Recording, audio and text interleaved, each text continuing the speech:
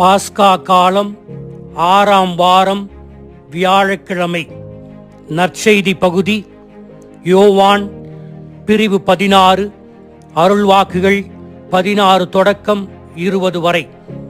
இன்றைய குறுகிய நற்செய்தி வாசகத்தில் சிறிது காலம் என்ற வார்த்தை 7 முறை வருகிறது. நமது வாழ்க்கையில் சிறிது காலம் துயரம் இருக்கும், பிறகு சிறிது காலம் மகிழ்ச்சி இருக்கும். எனவே வாழ்க்கை என்பது ஒரு சக்கரம். துன்பமும் மகிழ்ச்சியும் நமது வாழ்வில் மாறி மாறி வரும் இயல்பை கொண்டவை. இயேசு இங்கே சிறிது காலத்தில் என்னை காண மாட்டீர்கள் என்று குறிப்பிடுவது தன் மரணத்தை குறித்தே. தன் மரணம் தன்னை பின்பற்றுகின்ற சீடர்களுக்கு அழுகையை வரவழைக்கும், தனக்கு எதிராக இருப்பவர்களுக்கு மகிழ்ச்சியை தரும். ஒருவருக்கு மீளா துயரமோ நோயோ சாவோ நிகழும்போது 5 நிலைகளை தனது துன்பத்தில் எதிர்கொள்வதாக எலிசபெத் குப்லர்-ராஸ் தன் ஆன் டெத் அண்ட் டையிங் என்ற தனது புத்தகத்தில் குறிப்பிடுகிறார்.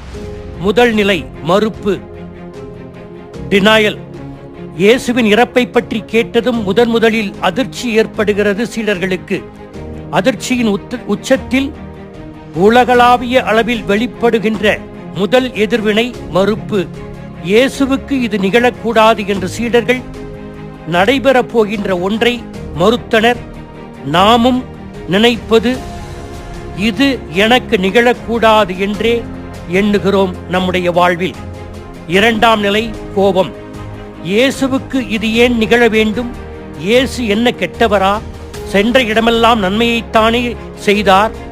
பலரை குணப்படுத்தினார், இறந்தவரை உயிர்ப்பித்தார். ஏன் இவருக்கு இது என்று சீடர்கள் அங்கலாய்த்தார்கள். அதே போல நான் என்ன தவறு செய்தேன்?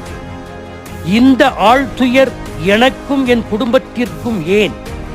கடவுளுக்கு கண் இல்லையா என்று கோபப்படுகிறோம். 3ஆம் நிலை பேரம் பேசுவது. ரோமை அரசை முடிவுக்கு கொண்டு வர நீர் உயிரோடு இருந்தே ஆக வேண்டும் என்று நினைக்கின்றனர் சீடர்கள். நீர் அமைக்கின்ற அரசின் அமைச்சரவையில் நாங்கள் அங்கம் வகிக்க வேண்டும், அதற்காகவாவது நீர் சாகக்கூடாது என்று சீடர்கள் நினைக்கிறார்கள். நாம் நம்முடைய வாழ்வில், ஆண்டவரே இன்னும் 1 வருடம் தாரும், நான் என் பேரன் பேத்தி திருமணத்தை பார்க்க வேண்டும், அதற்காக எது வேண்டுமென்றாலும் நான் உனக்கு செய்ய தயார் என்று பேரம் பேசுகிறோம். 4ஆம் நிலை மனச்சோர்வு. இயேசுவே, நீர் சொன்னதையே திரும்ப திரும்ப சொல்லி நாங்கள் மனச்சோர்வுக்கு ஆளாகிவிட்டோம் என்று சீடர்கள் நினைக்கிறார்கள். இனிமேல் எங்களுக்கு யாருமில்லை, நாங்கள் அனாதை போல் ஆனோம் என்று குமுறுகிறார்கள் சீடர்கள். நமது வாழ்க்கையில் ஒரு கட்டத்தில், கடவுளே, நான் இனிமேல் இங்கு வாழ்ந்து என்ன செய்ய போகிறேன்? என் விதி அவ்வளவுதான், இனிமேல் எனக்கு எந்த விமோச்சனமும் இல்லை என்று நாம் எண்ணுகிறோம். 5ஆம் நிலை ஏற்றுக்கொள்ளும் நிலை. கடவுள் விருப்பமே நடக்கும் என்று கடைசியாக உணர்ந்து இயேசுவின் துன்பச்சாவை ஏற்றுக்கொண்டார்கள் சீடர்கள். இந்த சூழ்நிலை இப்படித்தான் போக வேண்டும் என்று கடவுள் வகுத்துவிட்டார், நாம் அதனை ஏற்றுக்கொள்ள வேண்டும் என்று கடைசியில் உணர்கிறோம். ஆனால் இயேசு உயிர்த்த பின்னர் சூழ்நிலை தலைகீழாக மாறுகிறது. அழுதவர்கள் மகிழ்கிறார்கள், மகிழ்ந்தவர்கள் அழுகிறார்கள். இயேசுவின் உயிர்ப்பில் சீடர்கள் அகமகிழ்கிறார்கள். ஆனால் அதே வேளையில் கல்லறையை காவல் செய்த படைவீரர்கள் அரண்டு மிரண்டு போனார்கள். மத்தேயு 28:4. தலைமை குருக்கள் படைவீரர்கள் வாயை அடைக்க மிகுதியான கையூட்டு கொடுத்தார்கள். மத்தேயு 28:11-15. இந்த துன்பமும் மகிழ்வும் கிறிஸ்தவ ஆன்மீக வாழ்விலும் ஏற்படும். நாம் ஜெபிக்கும் போது ஒரு நிலையிலே இயேசுவை உணராமல், இயேசுவை நம்முடைய இதயத்தில் இல்லாதவர் போல் நினைத்து, ஆனால் அவரோடு நாம் நெருக்கமான உறவு கொள்ள நினைக்கின்றோம். அந்த நேரத்தை நாம் பாலைவன அனுபவம் என்று ஜெபத்தில் சொல்லுகிறோம்.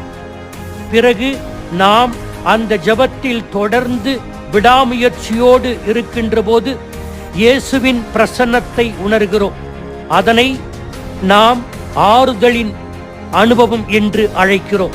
இந்த ஆறுதல் அனுபவமும் பாலைவன அனுபவமும் தொடர்ந்து மாறி மாறி வந்து கொண்டிருக்கும் நம்மை விசுவாசத்தில் நம்பிக்கையில் உறுதிப்படுத்துவதற்காக ஒரு நேரம் வரும். அப்போது நம்பிக்கையில் நாம் வலுப்பெறுவோம். கடவுளை நாம் நிலையாக காண முடியும். மட்டற்ற மகிழ்ச்சி அடைவோம். அதற்காக இறைவனிடத்திலே மன்றாடுவோம். ஆமீன்.